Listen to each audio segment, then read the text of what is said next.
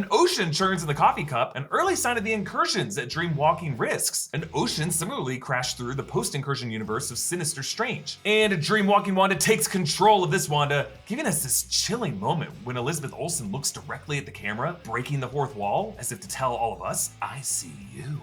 It's just a really spooky horror trope that we've seen in the closing shots of horror films like Psycho and Paranormal Activity. Sarah breaks Wanda out of this dreamwalking state by stabbing the Darkhold, and Sarah burns, crying a single tear, so Wanda turns to torturing Rintrah and the others to get Wong to confess that the Darkhold was actually a copy of the spells carved into the walls of the temple on Mount Wundagore, which in the comics was a place where the demon Chthon inscribed the spells that were eventually drafted into the Darkhold book. This is also the mountain where, in some comics, Wanda and Pietro were actually born, in the castle of the High Evolutionary. We got a nod to that comic backstory in WandaVision with the sighting of Bova Milk, Bova being one of the High Evolutionary's Annie-men who nursed Wanda and Pietro. Wundagore Mountain is where Chthon initially cursed Wanda as a baby, though in the 616 MCU, WandaVision established that she was born to Irina and Oleg Maximoff in Sokovia. Though in that flashback, Wanda showed she already had, as a girl, low-level probability hex capabilities. So it remains to be seen if the MCU will trace that back to Chthon's curse, or if they're going to define Wanda as a mutant, or both. Wong takes Wanda to that temple where the walls are carved to look exactly like the Scarlet Witch page of the Darkhold that we saw in WandaVision episode 9. This temple's guarded by hulking creatures that may be based on the N'Garai, Chthon's Elder Spawn minions from the comics, but when they take a knee, Wanda realizes that the chamber isn't a tomb, but a throne. The altar she stands on is actually carved with that same horned head figure as we saw on the Darkhold cover.